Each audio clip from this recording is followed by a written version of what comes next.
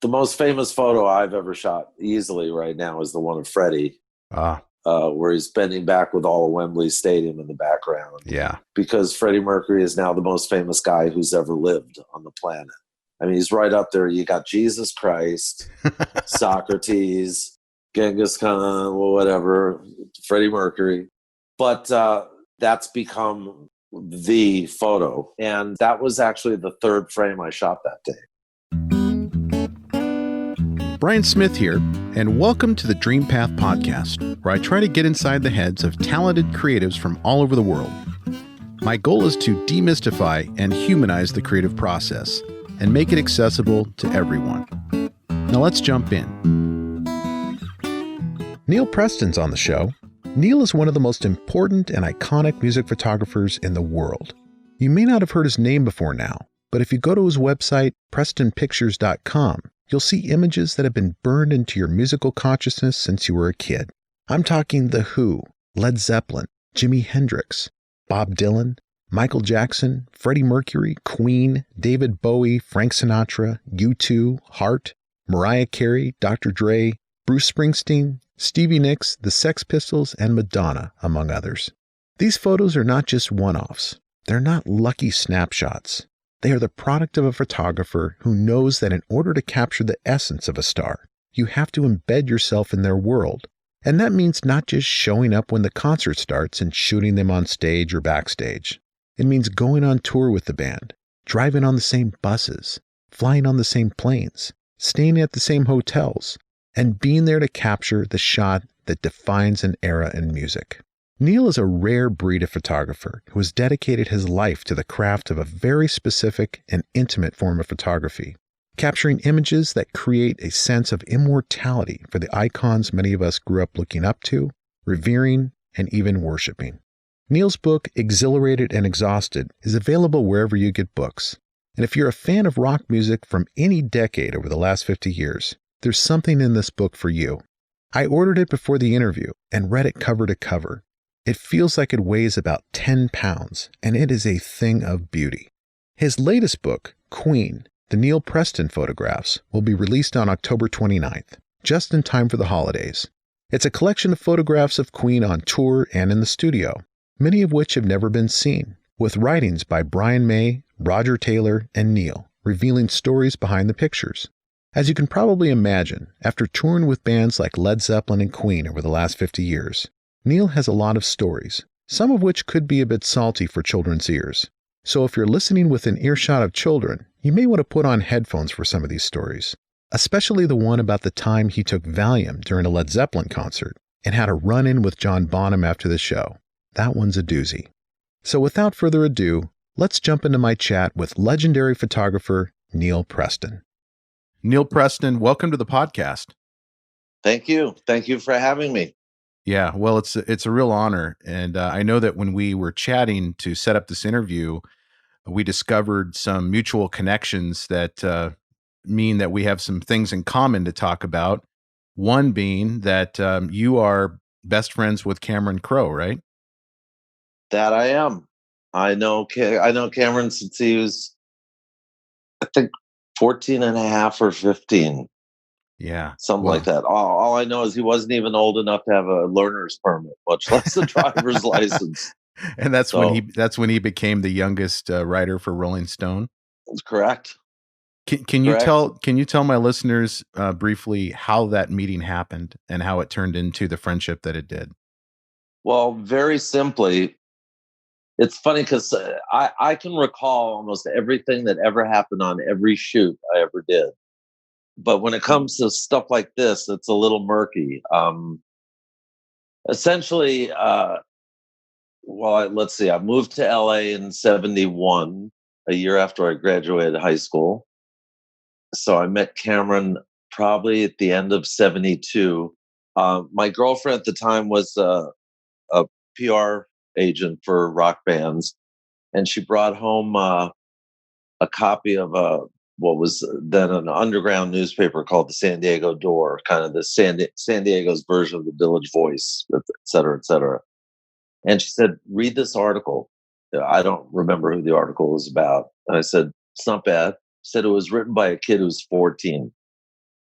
and which was then astounding because it was really written well. And I think that Cameron and I first actually met at a show either in Long Beach or in San Diego, and he writes the intro or the foreword of my book, and he tells the story of first meeting me. I was in the middle of shooting, and I kind of blew him off because I was in the I was working In the zone. Yeah. so but we became really friendly. I mean, he had my sense of humor exactly, and I'm 5 years older than he is, but it was he was a peer. He was a brother, and I started working on all his Rolling Stone interview pieces that he did. I'd go along as a photographer. I'd pick him up at the Greyhound station in downtown LA because he couldn't drive. And we'd go to the Riot House, and he'd talk to Eric or Jeff Beck or Burton Cummings, Mark Bolan, everybody. And as I like to say, we've been together ever since. That's awesome. The foreword that he wrote for your book is just it really encapsulates a beautiful friendship, I It think. makes me cry every time when he quotes the Pete Townsend stuff at the end of the piece. I mean, he knows me better than my blood sister knows me, so that says it all. But and we're closer than ever right now too, with everything that's going on. Yeah, with that Broadway show that he wrote and that you shot, right? Well, yeah, the Broadway show. This is the 20th anniversary of the release of the movie, Almost Famous, and we had a lot of stuff planned regarding Almost Famous and the anniversary. We had some photo exhibitions lined up. We were going to throw a big party for the cast at a gallery in New York, and everything got blown off. So I've worked on all his movies since Almost Famous, and I worked on roadies, and we've always had a lot of irons in the fire together, and now more than ever. So it's unusual to have a good friend for a year, not to mention a best friend for 50 years or 49 or whatever it is. Well said. That is so true. Yeah, my connection to Cameron is sorry to interrupt you there, but I was telling you briefly on our phone call before setting up this interview that my dad introduced me to Cameron backstage at a Heart concert in the mid '80s. Right. And the way he introduced me, because my dad was the tour pilot for Heart. Right, Greg. Yeah, Greg Smith. Right. And he introduced me. He said, "Bryan, this is Mr. Crowe," and he wrote Fast Times at Ridgemont High. And the way he did that is he went undercover as a high school student, and I was I think I was preteen or just early teens at that point, maybe 14 or 15. Right in the demographics. And I was just, I had seen Fast Times at Ridgemont High, of course, and I'm looking at this iconic figure, and I'm thinking, wow, I was so impressed. And he's such a humble guy, not someone you would look at and say that he emanates rock star vibes or something. He's just so humble and sweet. No, he's well, as I like to say, he and I were both normal. And one thing it's funny about Cameron is he's on TV a lot, so people recognize him. People may know I'm not famous. Okay, I'm known to a little sliver of the rock and roll crowd, so to speak. But Cameron's a very famous writer director, and if we're out somewhere to dinner or walking around, whatever, his fans will slide up to him, very timidly, Mr. Crowe, and he wants to know what the fans think of everything he's done, and what they're into, what they're not into. It's some of the conversations I've heard him have with fans are just unbelievable. He loves that, but not because of the adulation, but because he treasures their input. Yeah. Yeah. And He's just so it's good to see. genuinely interested in Yeah, connecting with his fans and his and crowd. and he's a fan, and which is part of what Almost Famous is about. It's there's that. Well, you're familiar with the movie, but there's that speech that Fairuza gives towards the end of the movie. She's talking to Billy Crudup, and she says, "Do you have any idea what it means to love a band or a piece of music so much that it hurts?" Mm. And it's one of my favorite lines he's ever written. And we're fans of who we're fans of. I mean, if I looked outside and Pete Townsend was walking down the street, I'd be off with these headphones and out the door, baby. I'm not kidding. My friends know I'm not kidding. So, we're fans. Yeah, it's an interesting.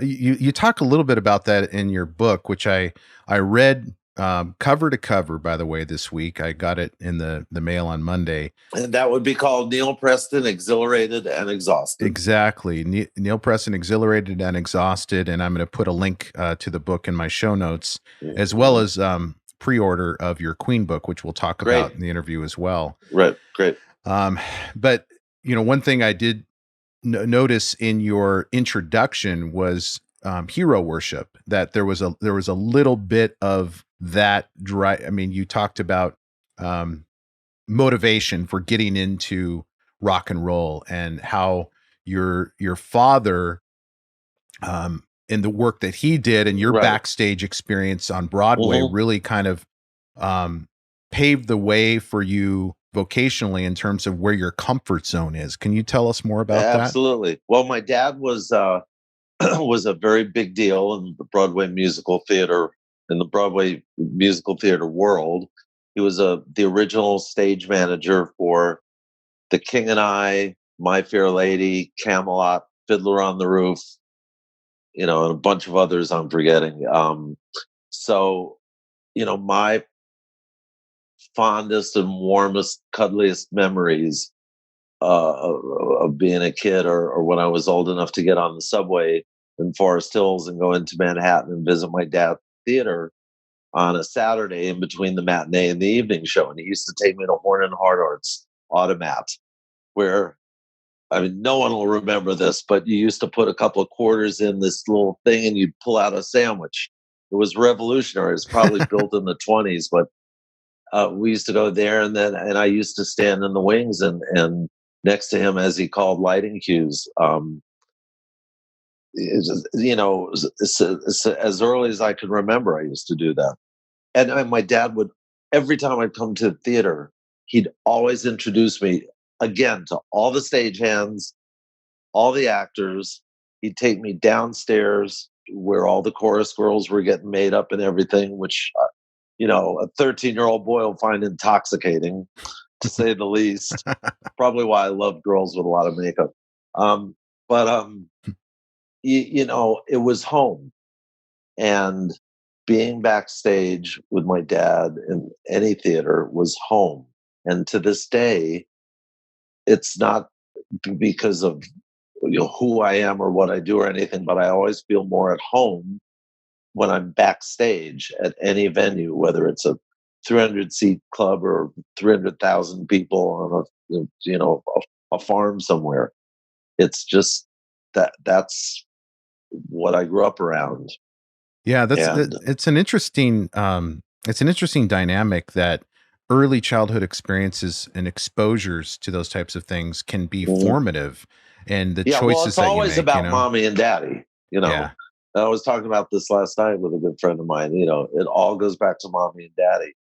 But I didn't realize, probably until I wrote that piece for the book, how much that affected me, and how ingrained in me lighting became, theatrical lighting, and performance and emotion. And I have a saying I talk about with photography.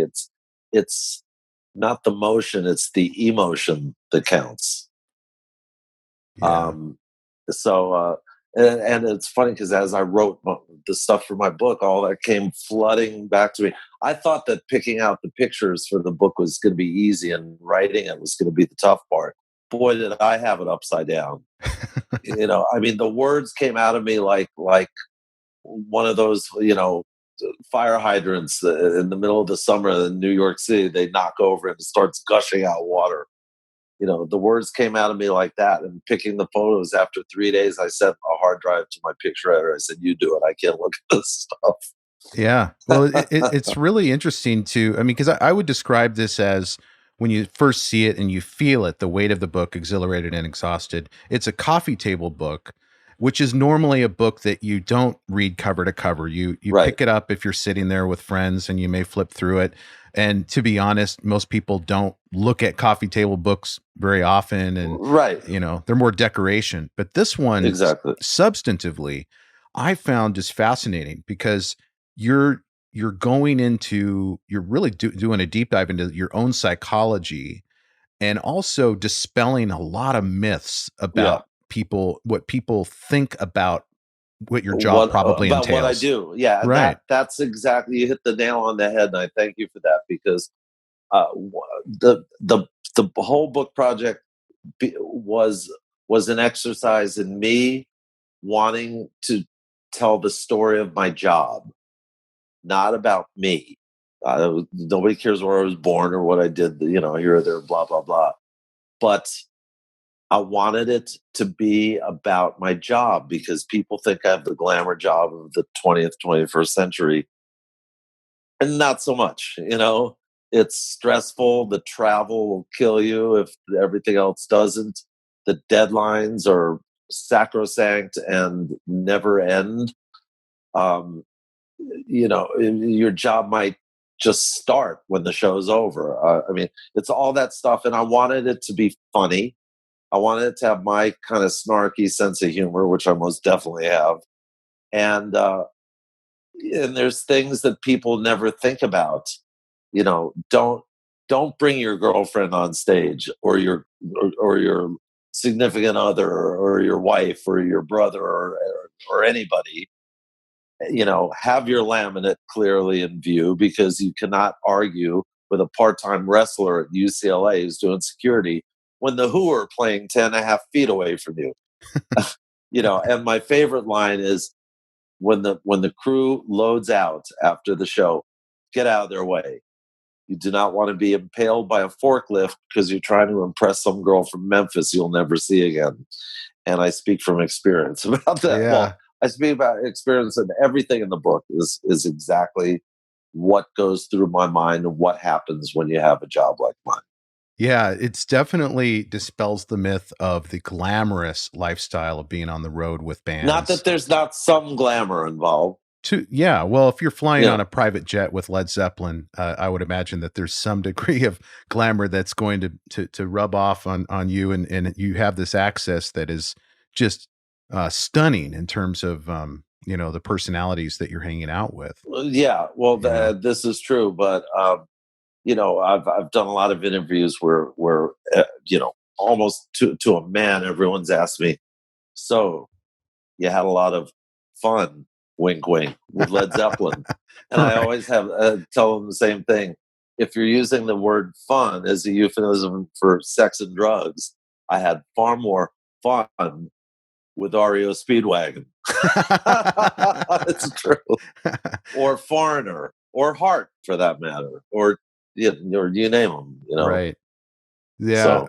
Well, one of the stories you tell, I mean, can you tell us briefly about the infamous time that John Bonham insisted that you do something that you didn't want to do, and then they took action? Yeah, I'll tell that story. There's no secrets here. That was I remember. It's so funny that I remember all this like it was yesterday.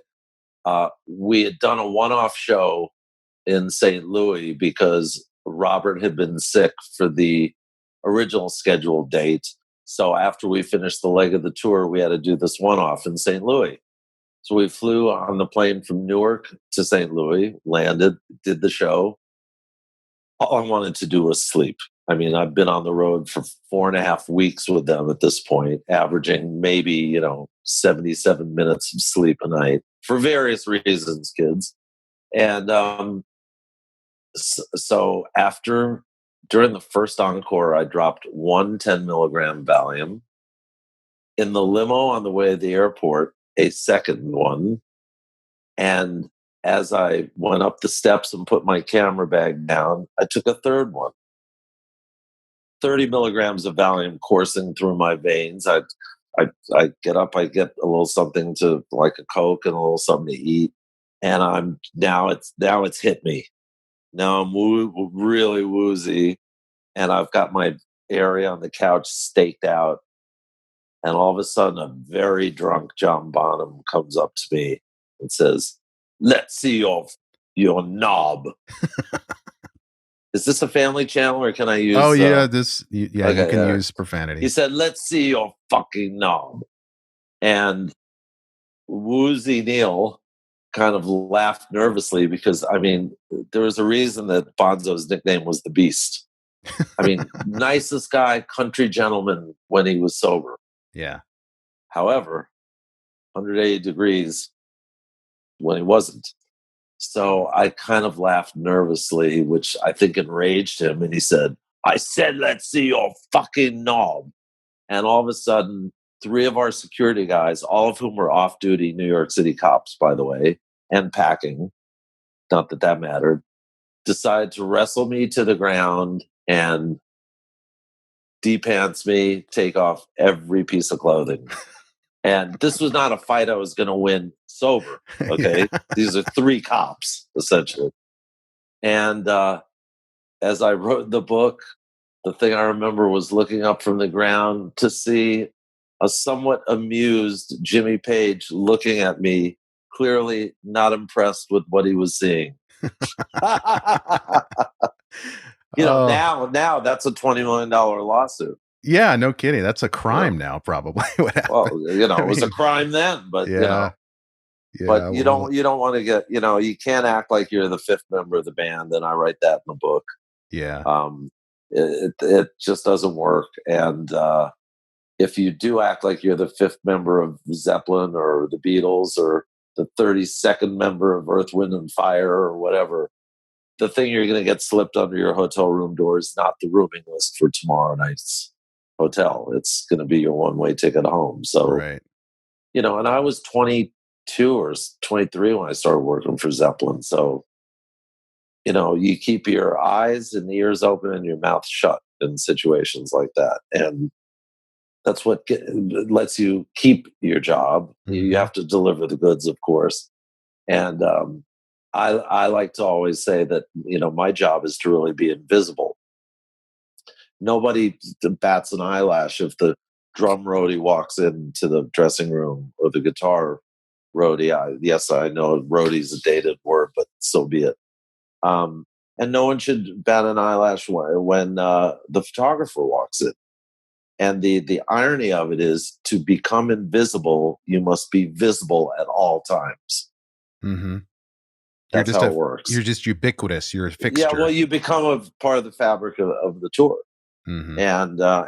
And every rock tour has its own personality, which is different than the sum of the parts. I mean, with Zeppelin, we had 6 very, very strong personalities that I had to deal with. 4 band members, Peter Grant, our manager, and Richard Cole, our tour manager. And, the personality of a rock tour can turn on a dime. I don't care if it's the Stones, the Who, Emerson, Lake and Palmer, you name it, due to a bad review, a bad concert review, what the band feels is a bad show. The drummer got the clap from the guitar player's wife. I mean, all kinds of things. An interview, they feel they were misquoted. Anything can happen. So you're part of my job, over and above what I do with my cameras, is having to kind of take the temperature of a tour every so often. And because it affects people's moods. But the good thing is, it's like the weather in Hawaii. It'll rain at 1 o'clock, but by 2 o'clock it'll be sunny. So the business of photography, Neal, I'm curious about the business dynamic where you are on tour with a band. Are you an employee of the band? Do your photos are they property of the band? Can you sell the photos separately? How did that work? Right. Generally, well, there are a few artists I've worked with who would only do what's called a buyout, where they pay you more money than you would normally get paid, and they own everything. You turn it over, the copyright and everything. Whitney was one of those people. Neil Diamond, Whitney Houston and Neil Diamond? Yeah. yeah, Neil. Neil's got an awesome archive because he owns every photo probably that he ever had taken of himself. But aside from them, and I know there's more people that do that now. Um, I would get paid a weekly salary from Zeppelin. I own all the photos. Um, Queen, we co-own the photos together. We did a deal way back when, and and the times I've been on the road with a band for magazines, whether it be Time or Newsweek or People, that's all my stuff. I own everything. So essentially, 99% of everything I've shot, I own. Oh, that's nice. And did you Yeah, make that decision early on in your career consciously, or did it just kind of unfold like that? it kind of unfolded like that. In 1977, so I'd been in the business, 8 years or so. Um, I thought to myself, I don't want to be like 45 years old waiting for the Rolling Stones to go on tour. you know. Yeah. So uh, I used to see this agency credit, Camera 5, which was a big New York picture agency owned by one of my dearest friends in the world. May he rest in peace, Ken Regan. And I called Ken cold one day and said, I want to join Camera 5 because I consider myself a photojournalist at heart. And it just so happened that one of the Camera 5 guys in LA was unhappy. And I hooked up with Ken, and Ken became my big brother for till the day he died. But I learned kind of everything I know about the magazine business. I learned from Ken. And he was a very important mentor and friend. And if I talk about him a little more, I'm going to burst into tears. So, Yeah. but I mean, a lot of it, I mean, I picked up along the way. I mean, it's it was fairly obvious. It's like, if you're a musician, don't sell your publishing until it's worth so much money it doesn't matter, and you'll take the money and run. Right. If you're a photographer, don't sell your copyright. And I figured it out early on. And they don't teach that stuff in college, you know, as far as I know. I mean, I didn't go to college. I was accepted to three of them, and almost went to Philadelphia College of Art, but decided not to because I was already working, and I'd already been published. And I was a junior in high school when I first got published. So I walked into my mom and dad's bedroom one day on a Sunday, and I said, "Okay, I'll go pick up the Sunday Times and the dry cleaning. Not going to go to college, and I'll get the lox of bagels." And I kind of tried to slip them a knuckleball, and they were strangely okay with it because I had already.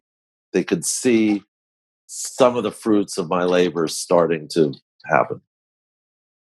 So has the business of photography become more challenging with the advent of everyone having a pretty high quality camera in their phone all the time, the ubiquity of photographs online, that type of thing? Well, that's a hardware issue. What really changed the business of photography more than anything was not having a camera in your pocket. It's how photographs are delivered to clients, transmitted. Back in the old days, I'd shoot something for Rolling Stone or whomever, Time, Newsweek. I mean, I had Time Life contract for 20 years. But you'd send in all the film, and they'd process it in New York, and it'd all be like slides or black and white eggs and proof sheets. And then when you get the stuff back and syndicate the material, you'd make prints for all your agents, and you're constantly making duplicate prints, duplicate slides, et cetera, et cetera. Now it's just transmit. And that really changed the business more than anything. The first people to embrace digital photography were really the sports photographers, and then the paparazzi. And I've shot 6 Olympics, and I remember the first time I ever used digital equipment was in, I think, Salt Lake in 2002, if I'm not mistaken. And I hated it. I still hate digital cameras, but that's a whole nother movie. But that's what really changed the business of photography, is the way the material was delivered, and now the pure proliferation of photographs everywhere is both a curse and a blessing. I mean, there are some extremely talented people out there that you would never know about if you didn't happen upon their photography. How do you happen upon it, though? You have to be out there looking for it. I mean, it's everywhere. Yeah. And I also have to say, one thing that changed the business was the rise of Getty. And please use this in a trailer or whatever, but Getty is the devil. Okay. Getty is the devil, complete with the horns and a trident. All right. Why is that?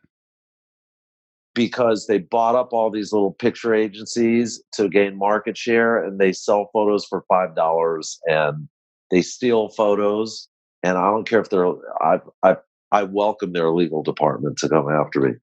They sell stuff that they don't have the rights to sell, and they have a virtual monopoly. I used to be with Corvus, which was owned by Bill Gates. They were the big rival to Getty. Getty's strength was in advertising photography, and Corvus's strength was in editorial, because Bill Gates had bought what was then called the Bettman Archives, which in fact was the photo collection of UPI, United Press International. And all the shit was sitting in a warehouse in North Hollywood. And he bought it all and started a picture agency named Corvus that he sold to the Chinese about 6-7 years ago. Oh, wow. Yeah. To a Chinese media conglomerate. But Getty, I know a friend of mine in London who's a photographer. I'm not going to name any names, but he was with an agency that migrated their stuff over to Getty when Getty bought them out. And he said, the first sales report I got from Getty, they had sold more pictures than I had ever sold through the old agency in a month. The check they sent me was less than any check I had gotten from the old agency. I rest my case. Yeah. They are the devil, and they should be ashamed of themselves, and I hope they go out of business. So do you find, though? How do you really feel? Yeah, sorry. So pre-COVID, and I know COVID has changed the business for who knows how long, but changed the business. This cramps my style, baby. Right. For listeners, he's putting on a mask there. Yeah. But so pre-COVID, was there still a demand for your caliber of photography and presence on tours like Rolling Stones tours and AC/DC and all these big acts that have huge arena tours? Yeah. Yes. The answer is yes. Of course, the bean counters run the world. Yeah. And the bean counters don't like to have someone on the road for 3 weeks. They like to have someone around for 30 seconds, So, I mean, I turned down a lot of stuff because I'm not going to work for free. I mean, the Rolling Stones don't pay anybody. I turned down the Rolling Stones Steel Wheels tour because the tour accountant said, "Well, we'll pay film processing, travel, PD, which is per diem, and we'll kick you back some photos to syndicate." And I said, "How about my fee?" And he said, "Well, we'll pay the film processing, travel expenses, kick you back some photos to syndicate." I said, "How about my fee?" He said, "Well, we don't pay, we don't pay photographers." Hmm. I said, "Well, I got to turn that deal down." Coincidentally, 3 weeks later, I had to shoot a Rolling Stone magazine cover of the Stones, who had won the Readers Poll or something for best live act that year. And I saw the PR girl and I said, "Thank you for recommending me, but I had to turn the deal down. I'm sure I'm not the first person who's turned it down." And she said, "Yeah, you were." Whoa. And I said, "Well, I'm in good company then." Yeah. Well, I think that True story. what you've demonstrated, Neal, over the last 50 years is that the importance of embedding yourself with the band to be able to get those candid shots, because you were there during these very intimate, vulnerable moments that, if somebody who's a contract photographer, just who is in the city that the concert is playing in, and hey, Uh, can you come in for an hour and shoot? You're not going to get this level of photography unless you're there with the band, almost 24 right. 7. Highly unlikely. And I'm not going to say all those guys are hacks because they're not all hacks. And there's some really talented guys and girls, of course. I use the term guys, universally. But when it comes to, I will say, when it comes to live performance photography, I'm pretty much the best around. And I would not say that about me in any other context. And I know it. It's just for whatever reason, it's in my DNA. And the only other photographer whose live stuff looks like mine, and he's a friend of mine, is Ethan Russell, Hmm. who is incredibly, I mean, when I see his name come up on my phone, I still get nervous. I mean, he's one of my idols, but he's a friend, and his stuff reminds me of mine. Um, and I don't know, it's just the way I shoot has a certain look to it. I tend to like dramatic, silhouette things. I mean, anyone can pull out their iPhone and go in the pit and shoot a picture of so and so at the mic and have it tack sharp and perfectly exposed. You can do it. My dog can do it pretty much. Right. I just put his paw on the phone, But but it's Well, well, there's a quote in your book, and I want to read it to the listeners because I think it encapsulates kind of what you just said there really well. You say shooting live music performances is something few photographers do really well. I just mm, happened to discover one day that I was pretty good at it. You can't teach it, you can't learn it, you just do it. One part love of photography, one part love of music, one part love of theater and theatrical lighting, one part hero worship, one part timing, and 95 parts instinct. I just thought that was a yeah, great quote. yeah. Well, I like that quote too, and I can't believe I wrote it, but it's really true. Yeah. Um, I mean, it's pretty much because it's all those things, and timing in life. Timing is almost everything. As I like to say, you meet a gorgeous girl on Monday, she hates your guts. You meet her on Thursday, let's go to Mexico together. Um, and instinct, it's in your DNA. I mean, you can't when you're around very, very, very talented, or maybe not so talented artists, when you're around artists, they do what they do. And if I'm there to document what they do, then I have to be able to do that the way I do it without impinging on their space and their creativity. So my personality allows me, I pretty much can get along with anybody. And I'm a fan. I'm a fan of music. I'm not necessarily a fan of every band I've ever worked for, but I just knew from day one it felt normal being around those people. As you may have noticed, there are great resources and advice mentioned in all our episodes. And for many of them, we actually collect all of these resources for you in one easy place, our newsletter. You can go to dreampathpod.com/newsletter to join. It's not fancy, just an email about each week's episode, featured artists, and resources to help you on your journey. Thanks. And now back to the interview. So, talking about instincts, Neal, the rooftop shoot of Stevie Nicks, which is documented in your book, seems to me to be a perfect example of your instincts, where you're working with a very precarious situation on the edge of this building and a 6-foot or 6-story fall if something goes wrong. Yep. But also you're taking the wind and this situation that other photographers may think is just, we need to scrap this thing. This isn't going to work.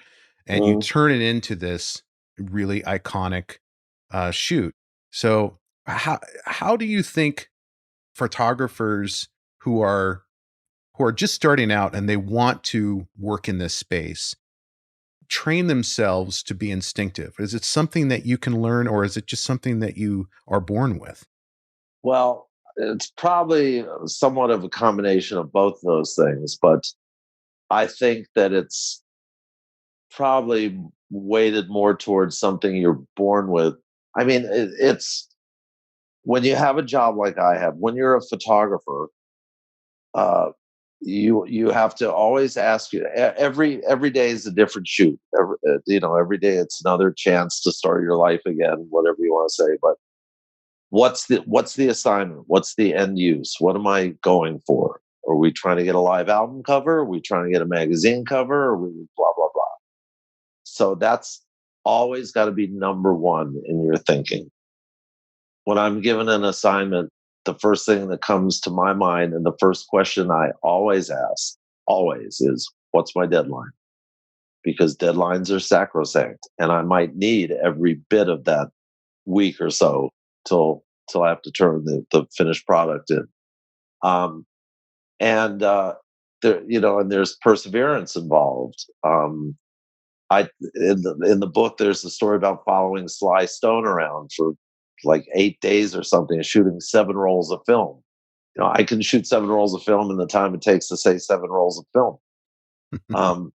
But you, especially when you shoot for magazines, there's a word you don't hear that often, magazines. Last time I looked at Newsweek, it was like 12 pages. But you've got to deliver the goods, and instinctively when you've kind of got it, it's in the can and the rest is gravy. Let's take it another step further. And Stevie's the kind of person that will always say, let's shoot some more. Let's shoot some more. Let's shoot some more. The only bad thing I'll ever say about Stevie, who's a friend of mine, I love her to death, is you walk in her closet and there's so much stuff there. And she'll say, well, what do you think about this? What do you think about this? What do you think? This looks great. And that'll go on for 5 hours. and but that's her, Yeah. But she'll always want to go the extra mile. And she's the most creative person I know. And so shooting with her is just so much fun. And sometimes things don't work out, like the Motley Crue shoot on the glacier that I wrote about. Right. Good idea on paper, not such a good idea when you're in the chopper and the pilot says, oh, it's going to be minus 14 up there. Well, I hadn't fucking thought of that. I don't know why I didn't think of that. But, I took one Polaroid and pulled it out of the film holder and it cracked in two like an icicle.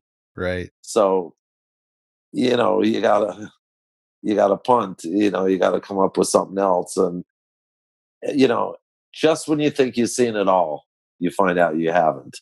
And I pretty much have seen it all, but there'll be a pothole somewhere down the road soon. So currently, and I know I'm jumping around a little bit here, but Sorry. currently is your equipment, your go-to equipment, mainly digital, or are you still shooting film? It's mainly digital. Yeah. And I'll tell you why. Magazines have all gone digital. The first magazine to go fully digital, by the way, was Sports Illustrated, Hmm. and because they realized that, I think they put the magazine to bed on Tuesday mornings or Wednesday mornings. I don't recall, but they realized they could get an extra day's worth of coverage in the magazine. For instance, they could get Monday Night Football in, as opposed to having all the Monday night film come in, having to soup it in the Time Life lab, and the magazine's already gone to press. You know, so they've all the magazines are digital, and now the movie studios. When I work on Cameron's movies, they're not set up for a film workflow anymore. Right. They're only set up for digital workflows. So in the old days, for instance, on Vanilla Sky, I'd have a dozen proof sheets made of every roll of black and white, and except for me, except for Tom Cruise, except for Cameron and the producers, blah blah blah. Now all the actors do all their kills and approvals and everything on secure websites. Hmm. So the studios are not set up for a film workflow. They used to develop the film, cut the film into strips, and then with a little calligraphy pen would write on each strip of negatives the name of the production, the production number, and photographer. Yeah. Uh, but the last movie I was able to shoot film on was Elizabethtown, I think, Hmm. which was '06, or was it the zoo? We bought a zoo. I think I had to shoot digital. I don't remember, but it's back there, Yeah. back in time. I mean, I'll back some. I'll back up with film here and there. I mean, I'll bust out my X-Pan or something, but it throws all the production people into a tizzy because they don't know where are we going to get it processed. What are we going to do? So one of my But I listeners, don't like the way digital pictures look.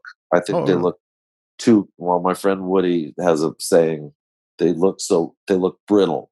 They're Mm-hmm. so sharp they look like they could snap in two, and I fully agree with him. Not to mention the fact there's so many bells and whistles on those stupid things, which you Yeah. pay for, that I'll never use, much less the people out there. So Mm-hmm. Yeah, one thing I noticed, I found some old negatives from 30 years ago, and I got them developed. There's only one place in town that even does it anymore. And I took those negatives in thinking, oh, this is an old, point and shoot camera. It's not going to be mhm. high quality. And I was blown away at the resolution, the Yeah. crispness, how great these images were from 30 years ago. Well, yeah. I mean, now that you can scan negatives, I mean, let's just say the first part of my career, maybe not every photo was perfectly exposed, Yeah. through the wonders of scanning, you know, I can take a neg that's 3.5 stops underexposed, and all of a sudden, it's like having this weird time capsule that all of a sudden Janis Joplin's up on your screen, and it's like I've never seen that photo because it was never printable. Yeah. And so So new technology is allowing you to kind of revive those old negatives that were yeah, not used. Yeah. scanning, yeah. And so one of my listeners has a question for you about lens choice. So do you have a go-to either telephoto or prime lens or both that you take with you that's just kind of like something that you know is going to be a sure thing when you're shooting music photography? Yeah, a 70 to 200 zoom, a 200 f2, and a 300 2.8. Okay. Yeah. So the 200, the 300 obviously being primes. 70 to 200 is their medium, is Nikon's medium zoom. But I've got them all. I've got the 14 to 24 and the 24 to 70 and the 24 and the 50 and the 35 and the 20 and the 14 full frame fisheye, blah blah blah. Right. But if it had to be two lenses and only two lenses with a gun to my head, it'd be the 70 to 200 and probably 24 maybe.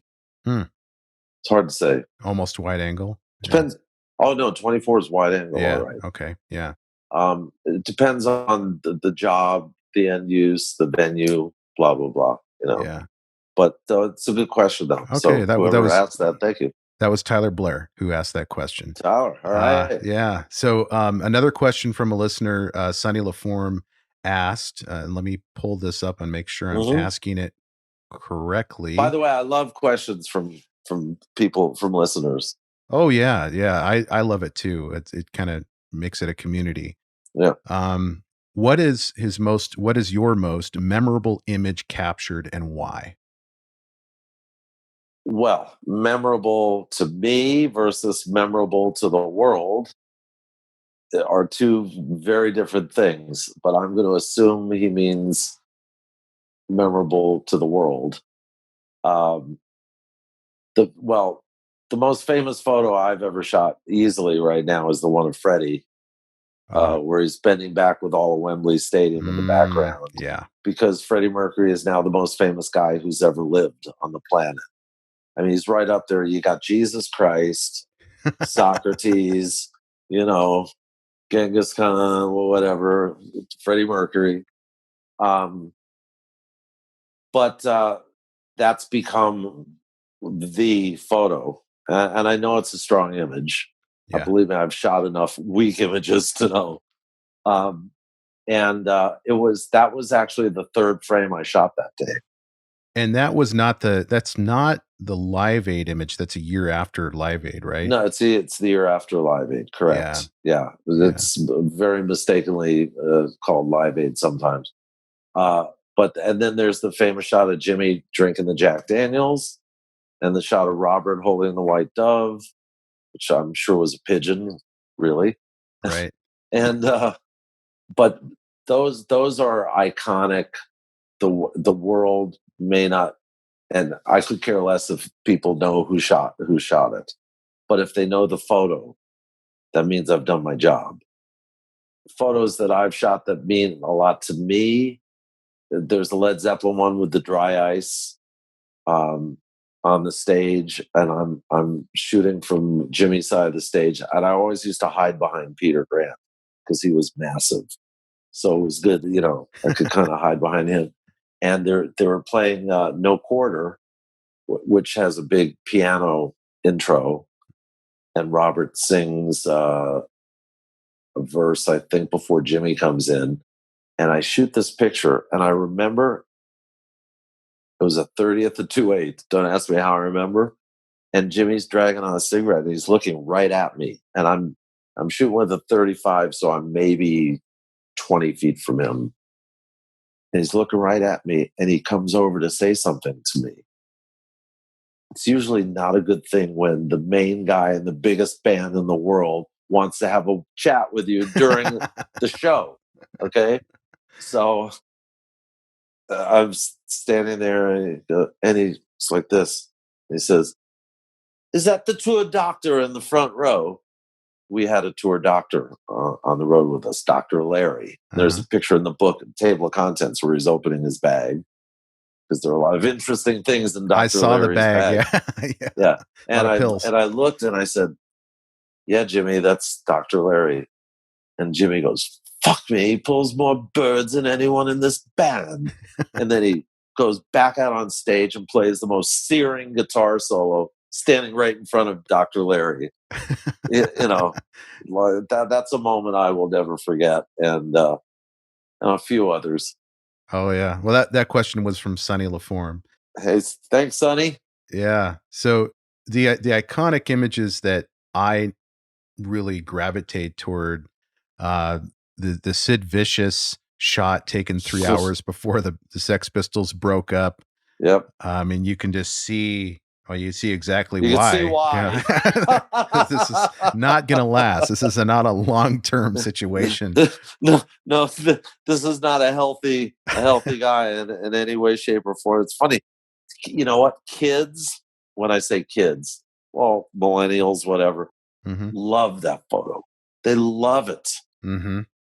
You Yeah. know, they love the track marks. They love the bandages. They love the goober that's on the bass guitar. It's really, Go figure. it shows, I mean, I think it shows what punk rock was to a lot of people back then, and what it represented in its worst form, in terms of not the music part of it, but just the attitude and the addiction issues and kind of the fuck it sort of, approach to life. Right. However, there was no redeemable musical value in any of it, if you ask me. I never understood. I mean, I remember shooting that night, Winterland, and what I remember most is the kids spitting on the band and the band spitting on the kids. Yeah. Okay. Now, the Ramones went to my high school 7 years after I graduated. I was never into punk. I happened to be on Google Earth last week, and I saw that they've changed the name of the street in front of Forest Hills High from 112th Street to Ramones Way. Oh my God, I want to fucking kill myself. Well, it's fine. I don't get it. I just don't get punk. I never did. I never really was into punk. I came into my musical consciousness probably more late 70s, early 80s in sort of the Rush and Yes type of vibe. Really, that way? Because Yes, I remember seeing them in 70 or 71. Yeah, I got into kind of, I mean, for you're me, you're a prog guy. Yeah. And I was really into classic rock in the 80s after they had already become, less relevant, these bands. Were you into Emerson, Lake and Palmer? Not much. I saw them at the Gorge when Ken Kinnear, I think that's one of the shows that he gave me backstage or a guest pass. He snuck you in, let's just say. Yeah. But I saw that because Keith and Greg were pretty close friends of mine, and I thought they were amazing myself. I mean, I don't know how I was with them. Remember they had the tour of the orchestra in 77? Well, they had to play without the orchestra after a couple of weeks because the rehearsal fees because the musicians union were so exorbitant that they couldn't afford to keep the orchestra. And Keith used to travel on his own bus. Greg was on his own bus, and Carl was on his own bus. And I remember being with Greg the day that Stuart, their manager, said, "You got to give up the orchestra." And I helped him come up with a set list that they could do as a 3-piece without having to rehearse. Yeah. And he actually used a couple of my suggestions. That's awesome. And told me the others sucked, but So back in when you shot the Jimi Hendrix show early, I think very early in your career, you had the opportunity to shoot that. Right. Did you know how special he was back then, or was it just another job for you? What were you thinking about Jimi Hendrix? Well, it's a good question, actually. In my high school, Jimmy was a big deal. I mean, I knew Jimmy was a big deal. But if I'm not mistaken, his record came out right around the time of Disraeli Years, the Cream record. Mm-hmm. So it was always like, are you into Jimi Hendrix Experience or Cream?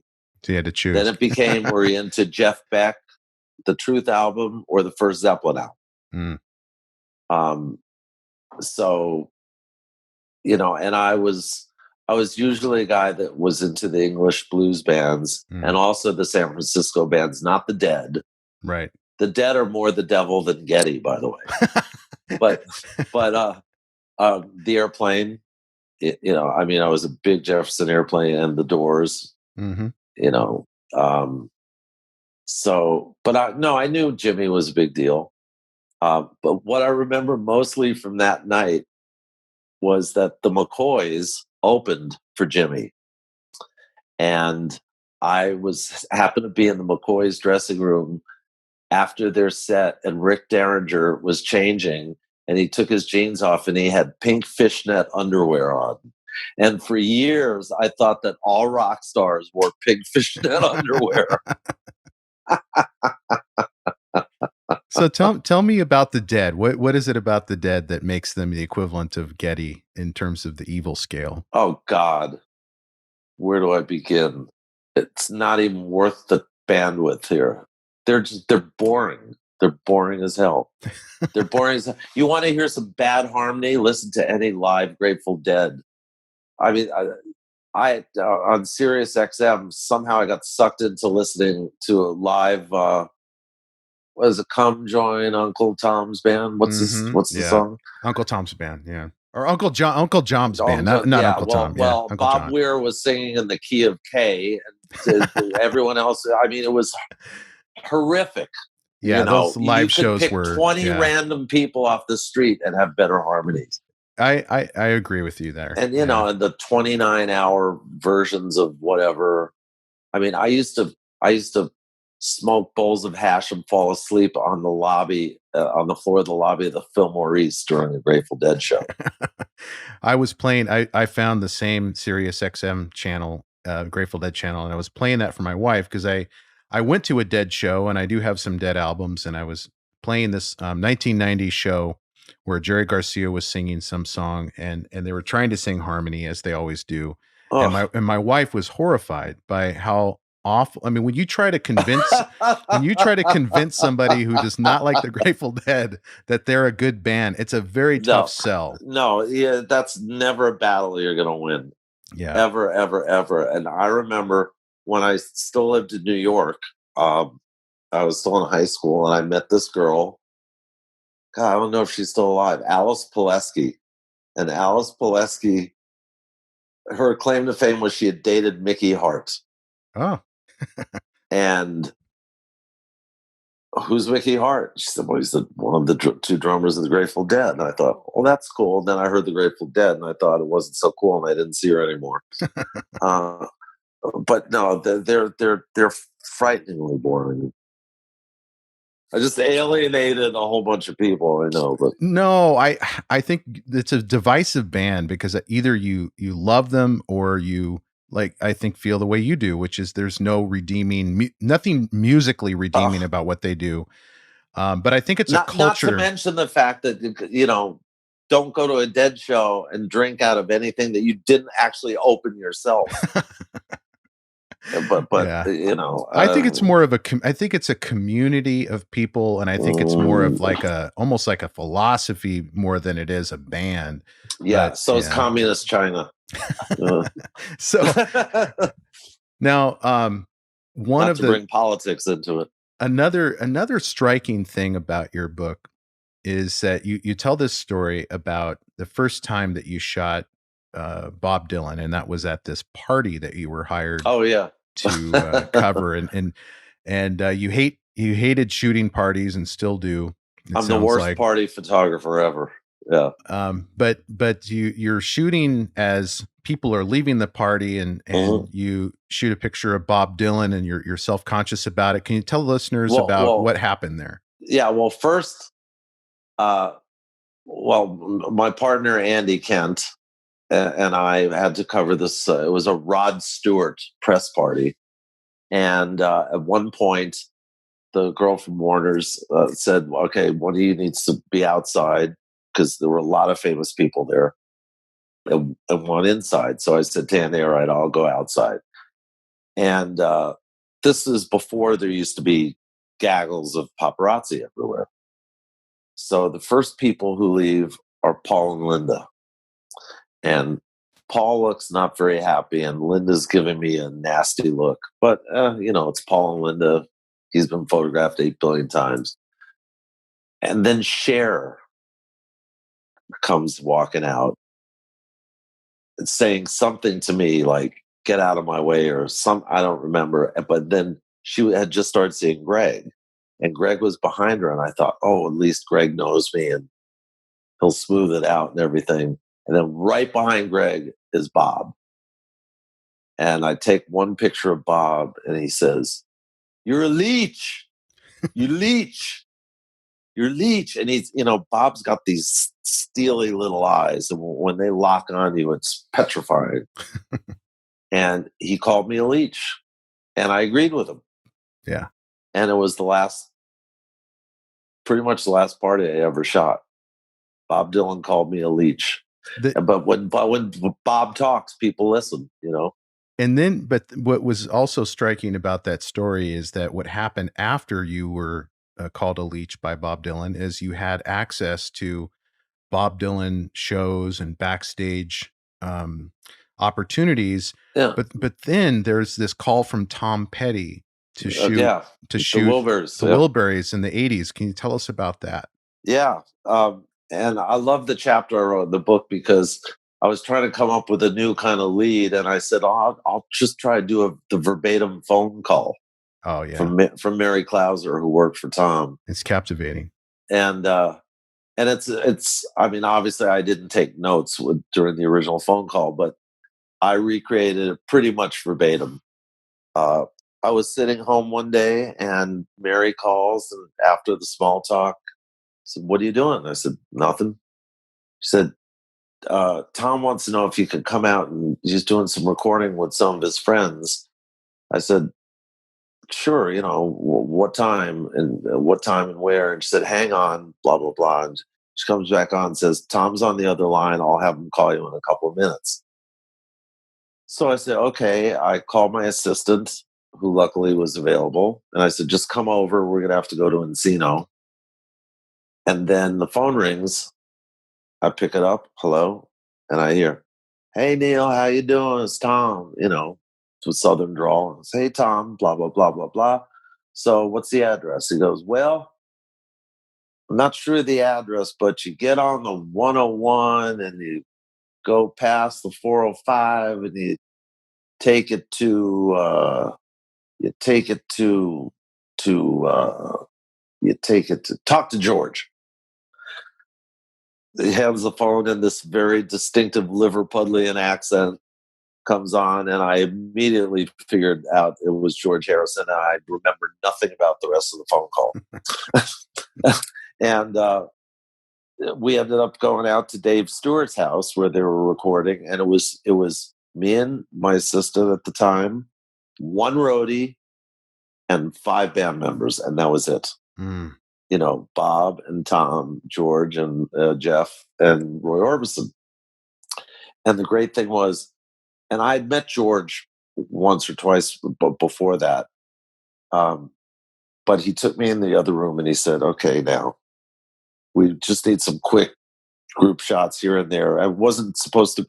I think one of the shots was supposed to be for a guitar endorsement or some kind of ad, but it was the whole thing was going to be like a half an hour, 45 minutes. And he said, "Okay, when Bob's in the right mood, then we'll shoot it. I'll like give you the sign, the high sign." When so George is on eggshells around him. Yeah. And then Tom comes in. "Hey, Neal, how you doing? Big hug. Big hug." And Tom says, "Okay, so when Bob is ready to, he's giving me the exact same rap about." And I'm thinking, you're a Beatle, you're Tom Petty. Why are you on eggshells about Bob? And that's the way it was, because Bob is Bob. Yeah. And you had to, you had to navigate those types of personalities your entire career in terms of almost being like a rock star whisperer in a way. Well, yeah, but again, my personality is one that it's really not usually a problem. Bob was a little tough. The worst was Barbra Streisand. She fired me after I worked for her one. Really? But yeah. Why did she fire you? It's not that she fired me. She just didn't hire me for the bigger gig that I was supposed to do after this rehearsal. Oh. Because I gave her shit for making me stand in a camera. You know, you can only photograph one side of her face. I don't know Oh, if that's you're right. aware of that. I remember reading that. And Yeah. even if you watch the movies she's been in, certainly the ones she's directed, most of the shots are from the one side. You can't do a whole movie only shot from one side. But she did this dress rehearsal on a stage, I think in Culver City, and it was before one of her big comeback New Year's performances in Vegas. And so this would have been early December.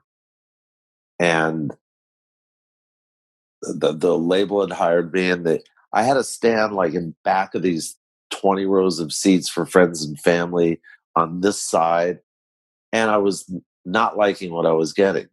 So during the intermission, I go into her dressing room, and it's just her and Marty Ehrlichman. And I kind of took the piss out of her. I said, pretend that you're me and I'm Barbra Streisand. I'm thinking that might not be the best angle, that I could maybe get better pictures from there because of the light and everything. And she looked at Marty and she looked at me and she said, yeah, right. And then I was ushered out and never got hired for the big New Year's Eve show. Yeah. So, it's true. So I know we're kind of coming up on, we're well past an hour now, and I want to be respectful of your time. But so, couple more questions. Hey, it's a pandemic. I got nowhere to go. Okay, no, great. Couple more. One thing I noticed I don't tell that Streisand story that often. It's so good. That's good. It's a good one. So you talk about, there's a quote in your book where you say, and this is you quoting someone else, about we're all circling the same drain. And you're talking about mortality, I think, a little bit toward the end of the book. Do you look at photographs as a way of capturing forever, and basically making the mortal immortal in some ways, taking these moments? Yeah, absolutely. I could have said it better myself. That's the thing. Those are the things I can leave when I'm gone, when I'm dust. You know, I had this weird epiphany one night. We were doing an exhibition. I think it was maybe last year or the year before in Boston. And there were about 40 photographs up on the wall.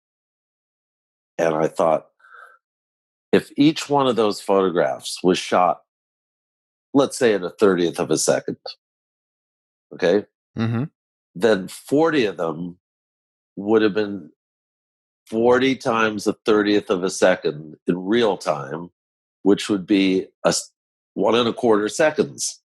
And I thought, wow, a lifetime shooting pictures, and I've documented 1.25 seconds. Yeah. It's a kind of a weird, strange way of looking at it. But you know what? I'm thrilled to be able to leave anything behind that people will remember. And I truly mean that. And I'm humbled by that. And I never dreamt that any of that would happen.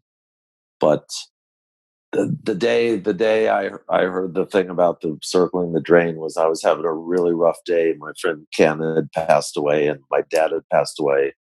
He lived to be 94. And, you know, it had a great life. But I was having a rough day and I was talking to someone who said, don't forget, we're all circling the same drain. And it seemed to have just the right amount of fatalism and whimsy and, you know, all of that stuff, because it's true. But I may not be here, but Freddie Mercury will live on, you know, and it's great to be able to know that not my name, but the images will be enjoyed, hopefully enjoyed. Yeah, you know, for me, I'm glad that you talked about this subject, because for me, photographs there's something comforting about capturing not just an image, but an image that really captures the essence of a person and a moment, a really special moment. And that's what you've done for 50 years. And that's why it's so comforting to take this book, this and it's a tactile experience too, because Yeah. it's glossy on some pages, and I think there might be some matte pages in there. But it's like you're holding a piece of history, rock history, when you're looking at this book. Yeah, it's well, and that was the objective, was to do a book that could be set apart from that big pile of rock books that people have in the corner of their living rooms. Mm-hmm. And to get my personality on the page in pictures and in words.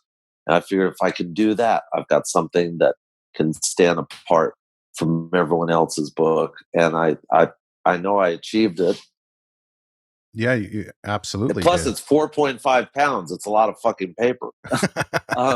It's substantial for sure. But I also I love the cover photo because it doesn't have a rock star on it, and it's not Keith Moon's drum set, by the way. It's Roger Taylor's. And then the shot on the back of Jimmy is if to the extent that I have any photographic style at all, that's my style. That kind of almost overly spotlight, dramatic, the shadow. Yeah, I mean, it's the romanticism of what I do, you know. So tell us about your next book, your Queen book that's going to come out in October. Okay, the Queen book. It's called Queen: The Neal Preston Photographs. I wanted to call it something very different, but it wouldn't pass the censors.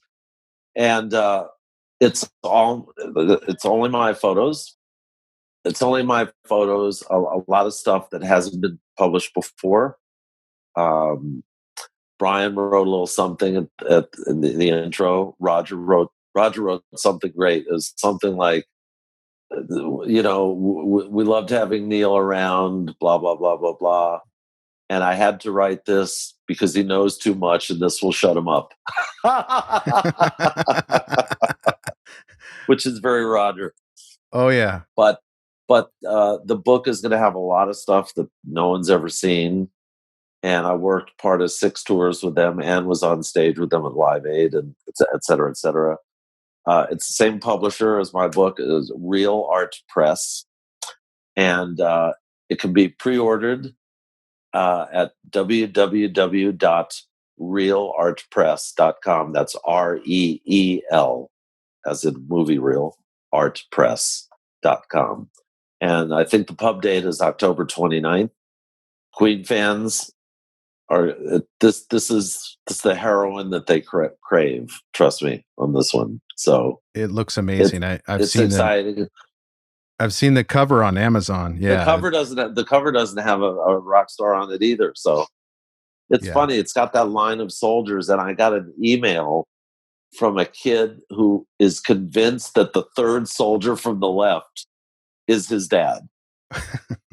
Now, keep in mind, I'm 300 yards away with a 400 and a doubler, but we're very excited about it, and people can read more about it at queenonline.com on the band's website. And I'm me and Bryan have been wanting to do something together for a long time, and this is a big deal for them, and especially for me. It's exciting for me too. I'm definitely going to pre-order the book and look forward to receiving that in October. And I wrote some good stuff for it too. I love writing. I do. You have a knack for it. Most of my close friends have all been writers in my life, and I didn't realize I was a frustrated writer. Well, you don't write. It's not like a novel that you wrote in this. No, it's conversational. It's very. What it does is it gives you a great sense of who you are with a combination of writing and photographs, but writing that describes the photographs that you're looking at. Right. And what you go through making those photographs. Right. Yeah. And quite a journey. And now the next question I have may or may not make it into the final episode here. We'll see. I'm curious if you have any memories of my dad, Greg Smith, when he flew for Heart or any other band. Well, I remember him. Well, I remember Ken flying the airplane for a while, but I do remember Greg. I don't remember hanging out with him. I remember seeing him backstage at some shows. I mean, I did so many Heart shows.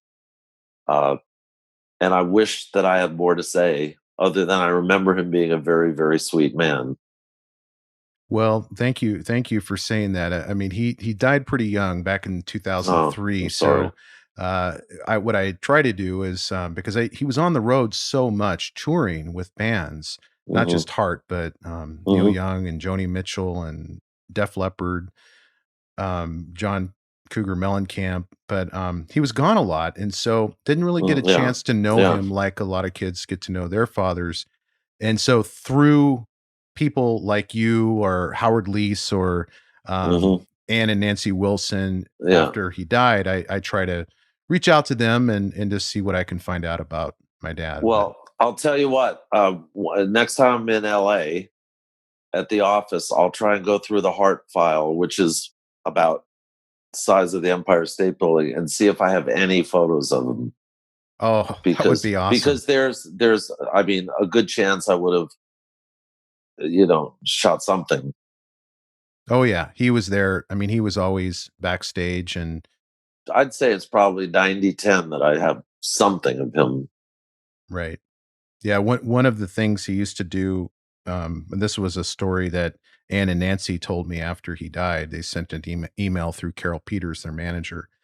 But he used to hang out with Cameron in the plane or at the hangar during the Uh, concert and afterwards because they weren't always into the concert scene. I know yeah. Cameron really wasn't a partier, but Well, yeah, and he might have been married to Nancy, but that doesn't mean he's going to watch every song of every show. I mean, right, if you're on at every show every night, I mean, you're not going to watch every minute of every show. You're just not. So right. Yeah. Well, Neal, people can find you at prestonpictures.com, yeah, right. right? And there's a way to email me through the website, and I answer all emails to the best of my ability. Sometimes long and voluminous, sometimes short and snarky. But uh, no, it's people just ask me all kinds of stuff, and I love it because I know what it means to be a fan. So Yeah. it's fine. And again, Queen Book pub date is October 29. www.realartpress.com to pre-order. And then the first book is Neal Preston, Exhilarated and Exhausted, same publisher. I don't know if they're Yeah. doing any bundles. Oh, that's just in time for the holidays. So that Or would as be we a used to great say, gift. bindles. Yeah, and I'll put your social media links on my show notes as well. So Okay. anybody who's interested in any of the things we talked about in this interview, links will be up on my website, and encourage everybody to go out and not just buy the Exhilarated and Exhausted book, but pre-order that Queen book because it just looks amazing. It's going to be great. Yeah, thanks a lot, Neal, for your time. Anytime, and goodbye, world. And it's 111 degrees today here in the desert. So Wow. if Okay. if you're sitting anywhere cooler than 111, I'm very jealous. Right on. Hey, thank you for listening, and I hope you enjoyed today's episode. If so, I have a favor to ask. Can you go to wherever you listen to podcasts and leave me a review? Your feedback is what keeps this podcast going. You can also check us out on Instagram, Twitter, and Facebook with the handle @DreamPathPod. And as always, go find your dream path.